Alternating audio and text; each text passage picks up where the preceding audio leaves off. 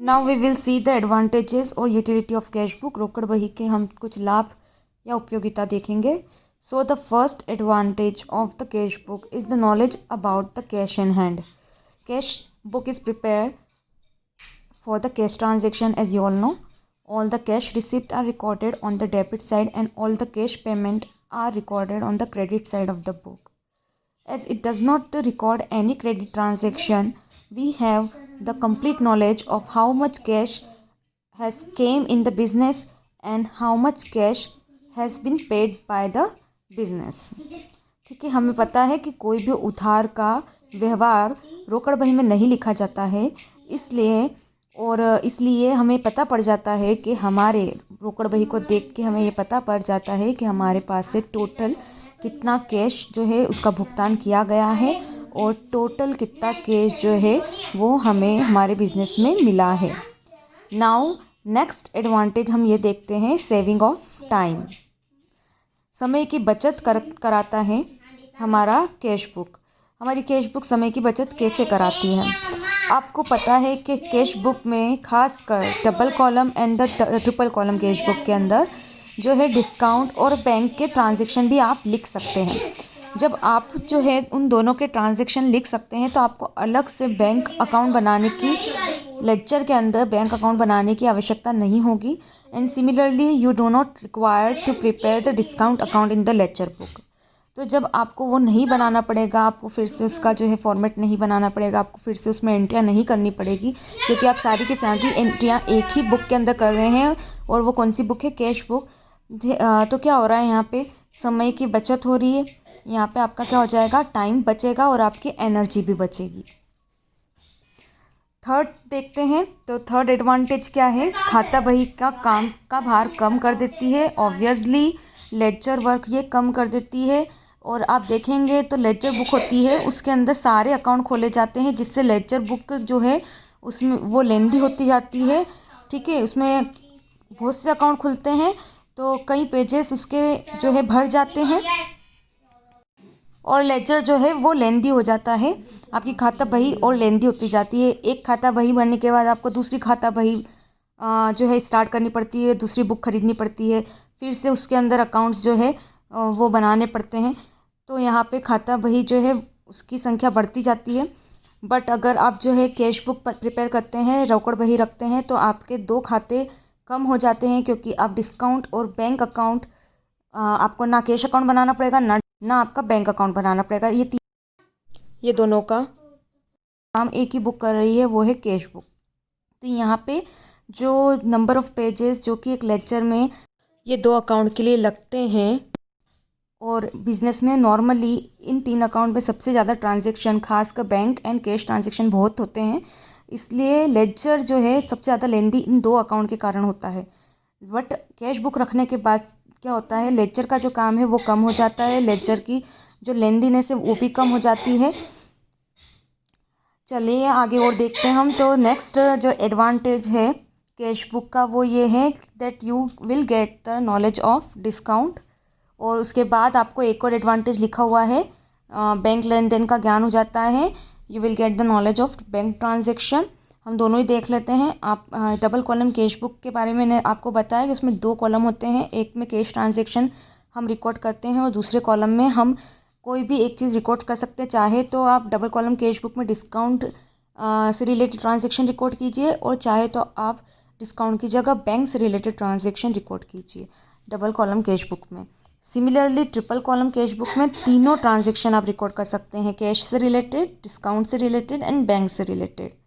ठीक है, तो अगर आप डबल कॉलम कैश बुक रखते हैं या ट्रिपल कॉलम कैश बुक रखते हैं तो आपको जो टोटल डिस्काउंट मिला है और आपने जो टोटल डिस्काउंट दिया है, total discount which are allowed and the total discount which are received, उसका भी पूरा नॉलेज हो जाता है, क्योंकि वो भी हमें एक कैश बुक के अंदर मिल जाता है और उसका टोटल भी हमें मिल जाता है। ठीक है, सिमिलरली जो बैंक है, bank transaction are also recorded in this cash book, so you will also get the total balance of the bank. ठीक है, बैंक का पूरा बैलेंस हमें पता पड़ जाता है और ट्रांजेक्शन भी पता पड़ जाते हैं कि बैंक ट्रांजेक्शन किसके साथ हुए हैं और कैसे हुए, क्योंकि उसमें भी हर एक एंट्री, हर एक प्रविष्टि की जाती है जो कि किससे होती है, बैंक से रिलेटेड होती है, बैंक से संबंधित होती है।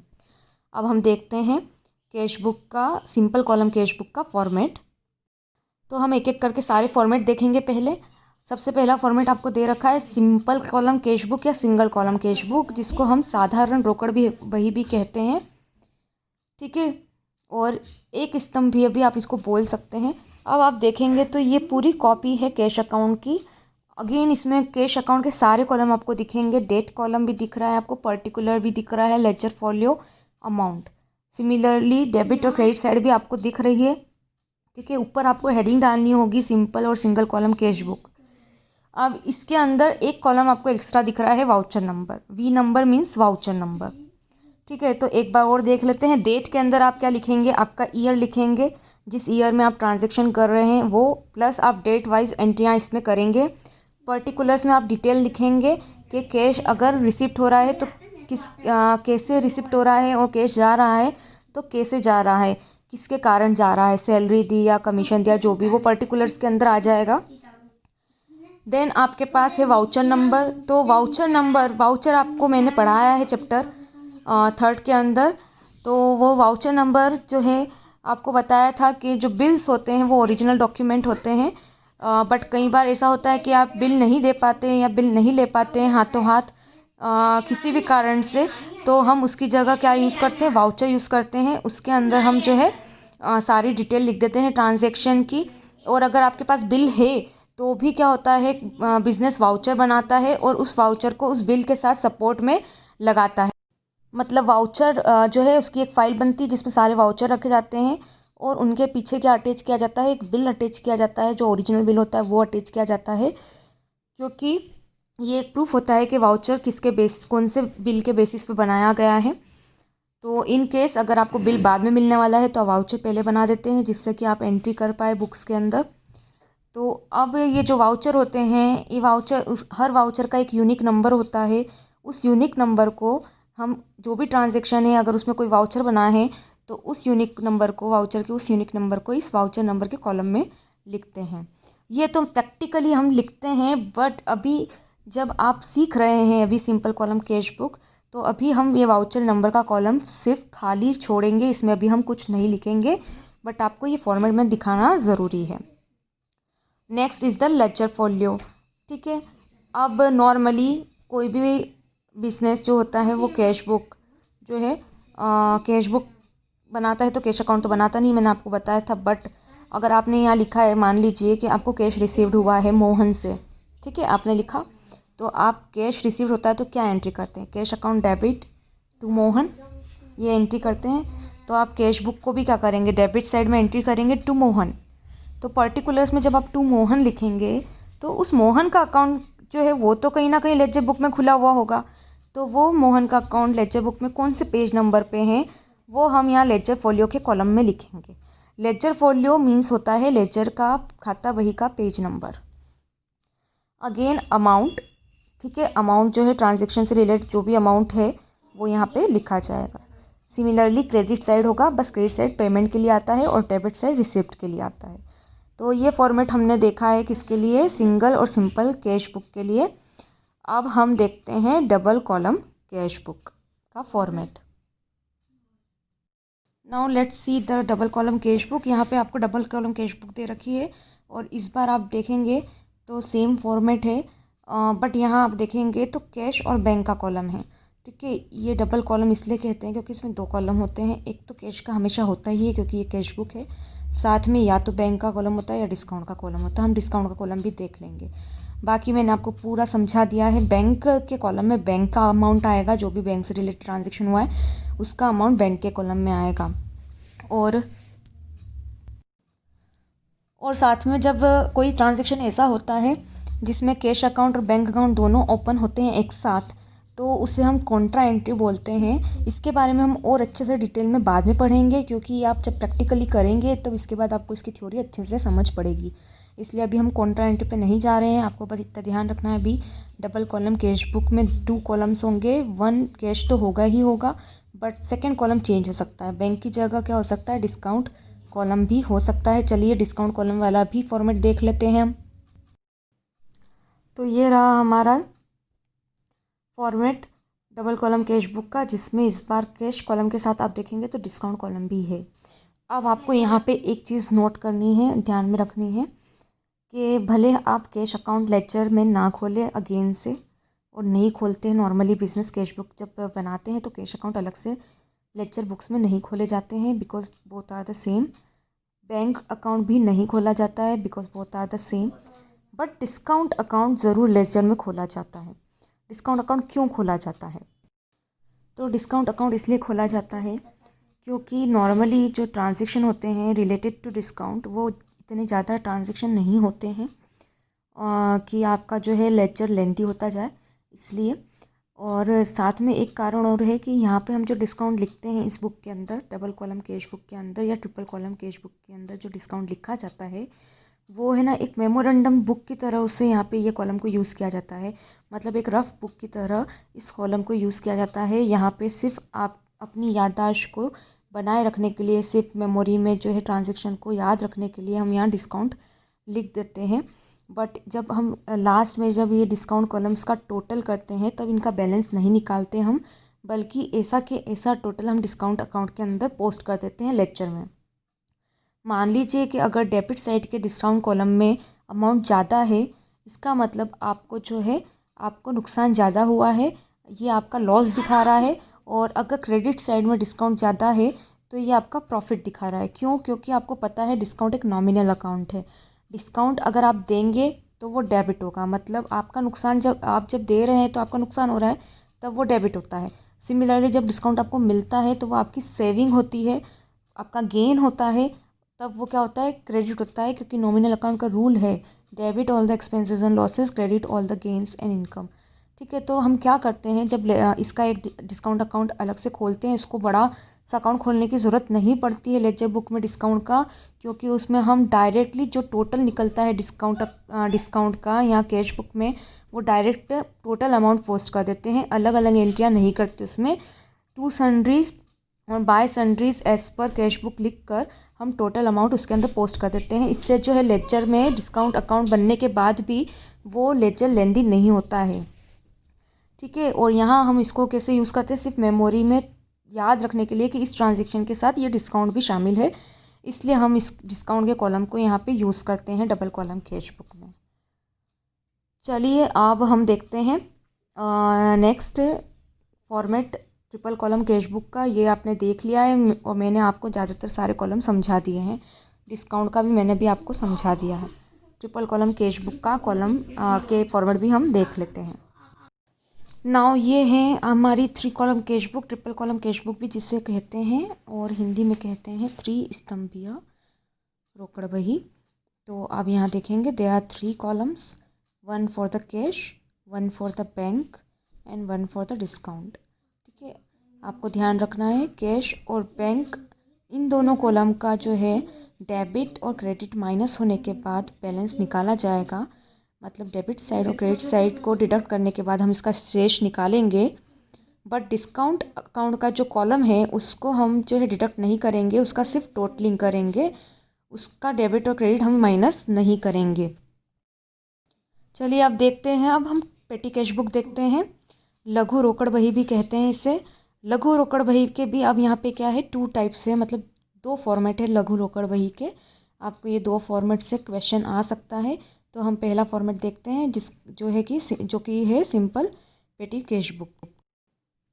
तो ये आपका फॉर्मेट है सिंपल पेटी कैश बुक का।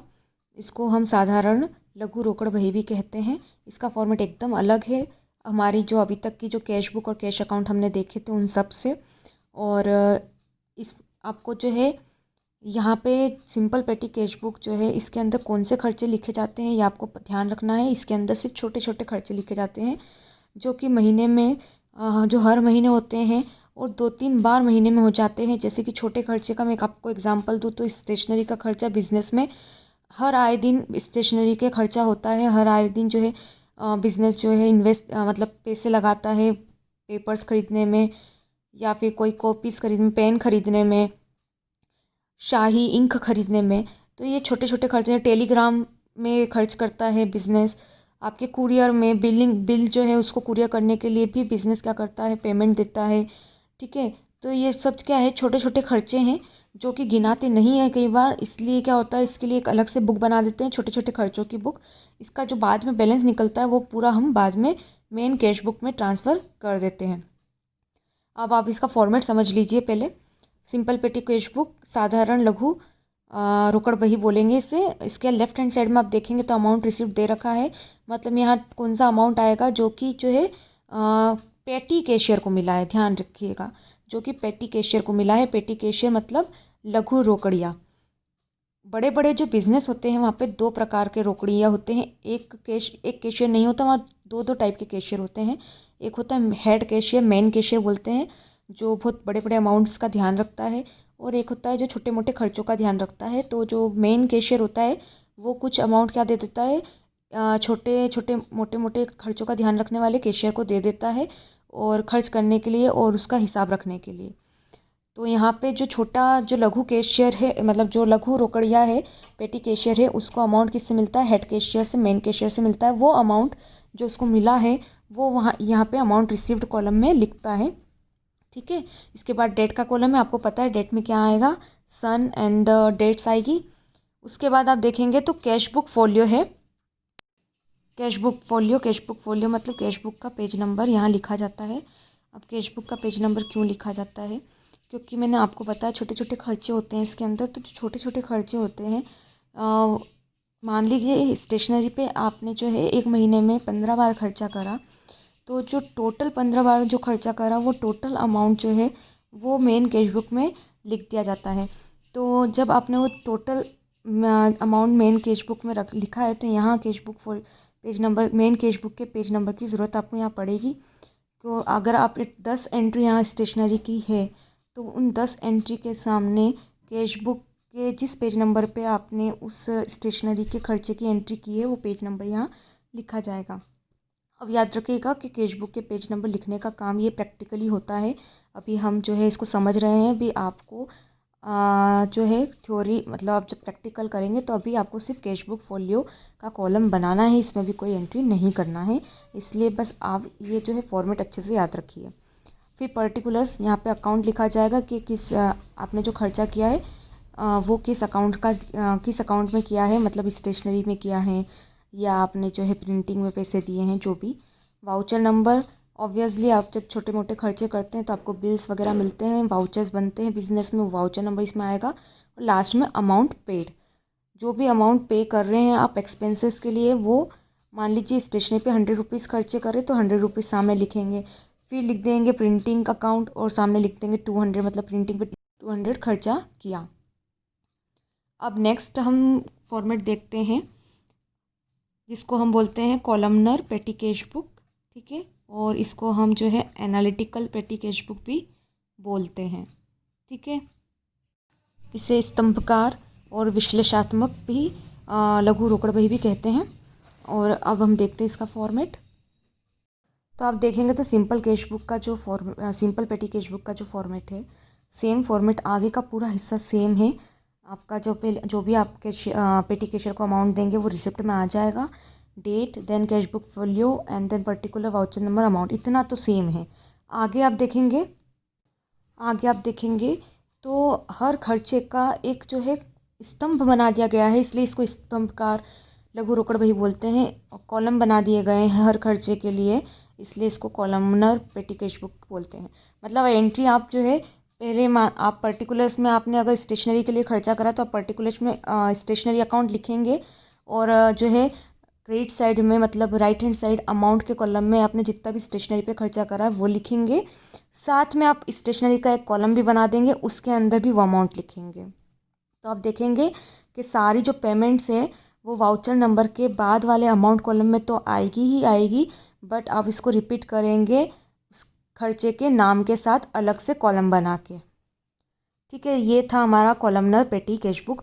इसे और अच्छी तरह से समझने के लिए हम प्रैक्टिकल जब करेंगे तो आपको बहुत अच्छे से समझ पड़ जाएगा। अब जो है अभी हमने आप थ्योरी कंप्लीट करी है कैश बुक की, काफ़ी थ्योरी कंप्लीट हो गई है, अभी थोड़ी थ्योरी और बची है ज़रा सी, बट हम पहले प्रैक्टिकल निपटाएंगे।